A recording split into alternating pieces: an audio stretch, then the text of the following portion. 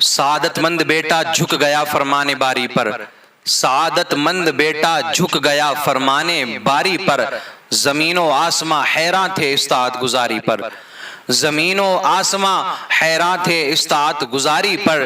یہ فیضان نظر تھا یا مکتب کی کرامت تھی، یہ فیضان نظر تھا یا مکتب کی کرامت تھی، سکھائے کس نے اسماعیل کو آداب فرزندی، سکھائے کس نے اسماعیل کو آداب فرزندی۔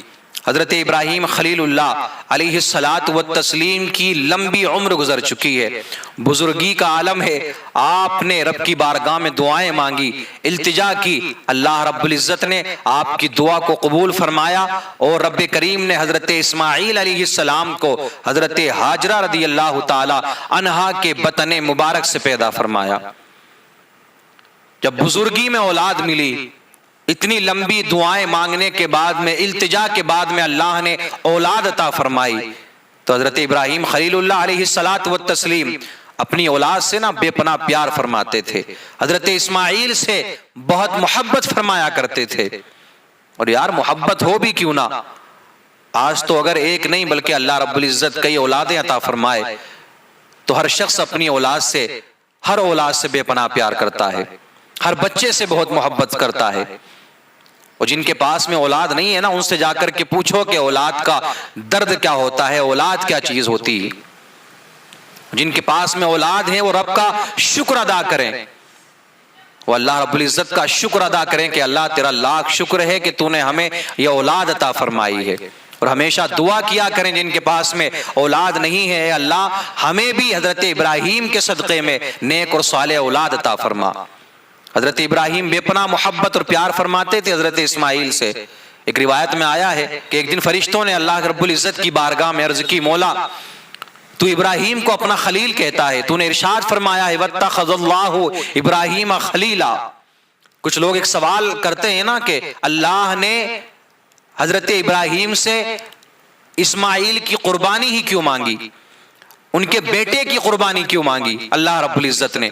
کچھ لوگ اس طریقے کے سوال کرتے ہیں، اللہ نے اگر قربانی لینا تھی تو پھر اولاد عطا ہی کیوں فرمائی، اور اتنی لمبی عمر میں جا کر کے اولاد ملی پھر بھی اس کی قربانی مانگ لی۔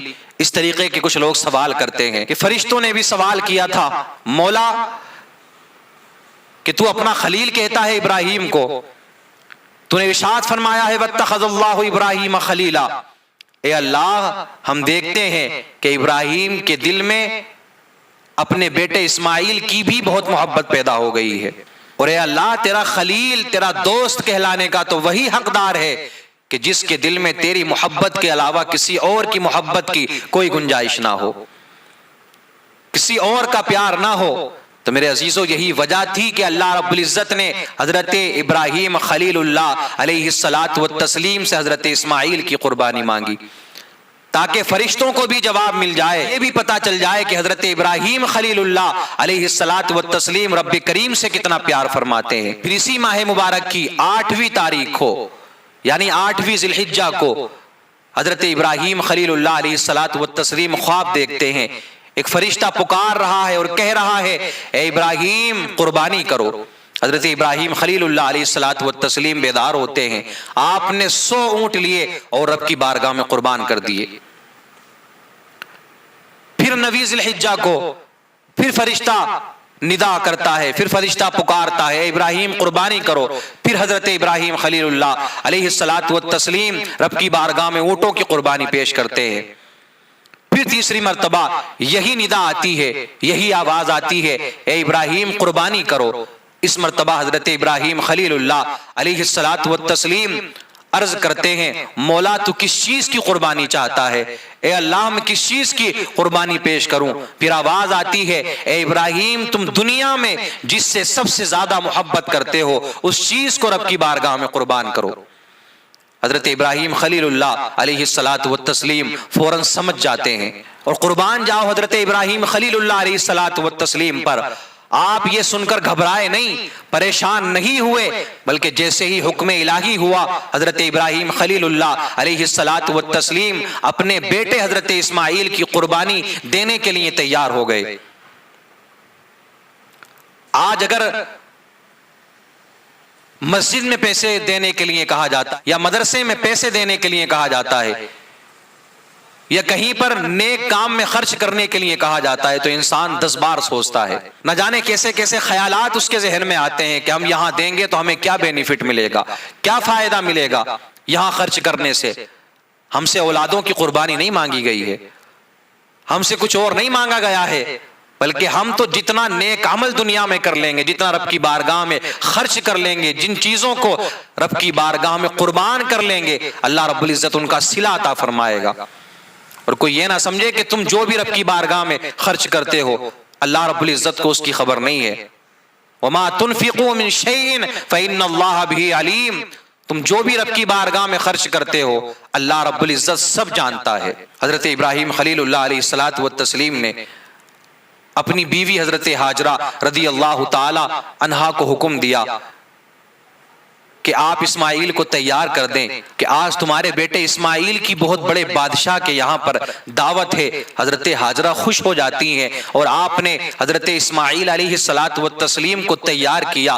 تیار کرنے کے بعد میں حضرت اسماعیل کو حضرت ابراہیم کے حوالے کر دیا. ادھر حضرت ابراہیم خلیل اللہ علیہ الصلوۃ والتسلیم نے اپنی آستین میں ایک چھری اور ایک رسی کو چھپا لیا تھا. 10ویں تاریخ ہے. حضرت ابراہیم خلیل اللہ علیہ الصلوۃ تسلیم نے اپنے بیٹے کا ہاتھ پکڑا اور آپ مکہ مکرمہ سے منا کی طرف روانہ ہوتے ہیں، اپنے بیٹے کو لے جاتے ہیں. ادھر شیطان کو پتا چلا تو شیطان جانتا تھا کہ قربانی کا بہت بڑا ثواب ہے، قربانی کا جو اجر ملتا ہے بہت بڑا ہے. وہ نہیں چاہتا تھا کہ ابراہیم کو اتنا بڑا اجر ملے. شیطان سب سے پہلے حضرت ابراہیم خلیل اللہ علیہ الصلوۃ والتسلیم کی زوجہ حضرت ہاجرہ کے پاس میں جاتا ہے اور آپ سے کہتا ہے اے ہاجرہ تمہیں معلوم ہے کہ ابراہیم تمہارے بیٹے اسماعیل کو کہاں لے کر کے گئے ہیں؟ حضرت ہاجرہ ارشاد فرماتی ہیں کہ ہاں وہ ایک بڑے بادشاہ کی دعوت میں لے کر کے گئے ہیں. شیطان کہتا ہے بادشاہ کی دعوت میں نہیں لے کر کے گئے بلکہ وہ اسماعیل کو قربان کرنے کے لیے لے کر کے گئے ہیں. حضرت ہاجرہ ارشاد فرماتی ہیں بھلا کوئی باپ اپنے بیٹے کو قربان کرتا ہوگا؟ شیطان نے کہا اے ہاجرہ یہ اللہ کا حکم ہے، اللہ کا حکم پایا ہے انہیں اللہ نے حکم دیا ہے، اسی لیے وہ ابراہیم اپنے بیٹے اسماعیل کو قربان کرنے کے لیے جا رہے ہیں. اے ہاجرہ جلدی سے جاؤ اور انہیں روکو. میرے عزیزو آج کی کوئی ماں ہوتی تو بلک جاتی، رونے لگ جاتی، پریشان ہو جاتی، لیکن قربان جائیں حضرت ہاجرہ رضی اللہ تعالی عنہا کے صبر پر، آپ کے قدموں پر ہماری جانیں قربان. حضرت ہاجرہ رضی اللہ تعالی عنہا ارشاد فرماتی ہے تو مجھے شیطان معلوم ہوتا ہے، اگر اللہ کا حکم ہے تو یہ تو میرا ایک بیٹا اسماعیل ہے، اگر اللہ مجھے ایسے ہزاروں بیٹے بھی عطا فرمائے تو میں رب کے نام پر قربان کرنے کے لیے تیار ہوں. اب یہاں شیطان کی بات نہیں بنی تو شیطان پھر اسماعیل علیہ السلام کے پاس میں جاتا ہے اور آپ سے کہتا ہے اسماعیل تمہیں معلوم ہے تمہارے ابا جان تمہیں کہاں لے کر کے جا رہے ہیں؟ حضرت اسماعیل فرماتے ہیں کہ ہاں ایک بادشاہ کی دعوت میں لے کے جا رہے ہیں، بہت بڑے بادشاہ کی دعوت میں. شیطان نے کہا اے اسماعیل دعوت میں جایا جاتا ہے تو رسی اور چھری لے کر کے نہیں جایا جاتا. اسماعیل تمہارے ابا تمہیں قربان کرنے کے لیے لے کر کے جا رہے ہیں، تمہیں ذبح کریں گے لے جا کر کے. آپ فرماتے ہیں حضرت اسماعیل فرماتے ہیں بھلا کوئی باپ اپنے بیٹے کو قربان کر سکتا ہے اور جس کی ایک ہی اولاد ہو اور اتنی لمبی عمر گزر جانے کے بعد میں اولاد ملی ہو؟ میرے ابا مجھ سے بڑا پیار کرتے ہیں، کوئی قربان کر سکتا ہے؟ شیطان نے کہا اے اسماعیل اللہ کا حکم ہے، اب دیکھو قربان جاؤ. حضرت اسماعیل علیہ السلام پر آپ بھی وہی جواب دیتے ہیں جو حضرت ہاجرہ نے جواب دیا تھا. آپ کہتے ہیں کہ تم مجھے شیطان معلوم ہوتا ہے، اگر رب کا حکم ہے تو یہ تو اسماعیل کی ایک جان ہے، اسماعیل ایسی ہزاروں جانیں رب کے حکم پر قربان کرنے کے لیے تیار ہے. شیطان کی یہاں بھی بات نہیں بنی. پھر حضرت ابراہیم کے پاس جاتا ہے اور کہتا ہے ابراہیم تمہاری ایک ہی اولاد ہے اور تم نے خواب کو حکم مان لیا اور اپنی اولاد کو قربان کرنے کے لیے تیار ہو گئے. اے ابراہیم تو ایک خواب کی بنیاد پر اپنے خوبصورت اور چہیتے بیٹے کو قربان کرنے کے لیے تیار ہو گیا. اسی لیے تو میرے عزیزوں نبی کا خواب حکم الہی ہوتا ہے، نبی کا خواب جھوٹا نہیں ہوتا ہے بلکہ وہ حکم الہی ہوتا ہے. عام بندوں کا خواب جھوٹا ہو سکتا ہے کیونکہ اس میں شیطان شامل رہتا ہے. شیطانی وسوسے اس میں شامل رہتے ہیں۔ آقا کریم صلی اللہ تعالی علیہ وسلم ارشاد فرماتے ہیں شیطان نے حضرت ابراہیم کو روکنا چاہا تو آپ نے شیطان لعین کو 7 کنکریاں ماری، یہاں تک کہ وہ زمین میں دھس گیا، پھر وہ دوبارہ سامنے آیا، پھر روکنا چاہا، پھر حضرت ابراہیم نے کنکریاں ماری، پھر تیسری مرتبہ آیا، پھر حضرت ابراہیم نے کنکریاں ماری، یہاں تک کہ وہ زمین میں دھس گیا۔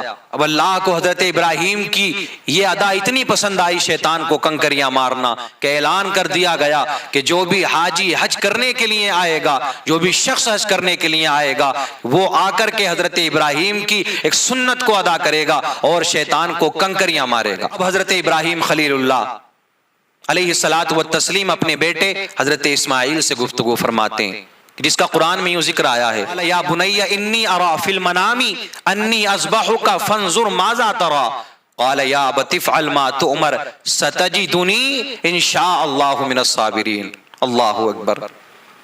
حضرت ابراہیم خلیل اللہ علیہ الصلاۃ والتسلیم اپنے بیٹے حضرت اسماعیل سے فرماتے ہیں اے میرے بیٹے میں نے خواب دیکھا ہے رات میں کہ میں تجھے ذبح کر رہا ہوں، تو اے بیٹے اسماعیل بتا اس میں تیری کیا رائے ہے، تو کیا کہنا چاہتا ہے؟ حضرت اسماعیل علیہ السلام ارشاد فرماتے ہیں اے ابا جان، اللہ نے آپ کو جو حکم دیا ہے آپ اس حکم کو پورا کریں، ستجدنی انشاءاللہ من الصابرین، انشاءاللہ تعالی آپ مجھے صابر پائیں گے، صبر کرنے والا پائیں گے۔ بتا دیا حضرت اسماعیل علیہ الصلاۃ والتسلیم نے کہ جان دے دی ہوئی اسی کی تھی، جان دے دی ہوئی اسی کی تھی، حق تو یہ ہے کہ حق ادا نہ ہوا۔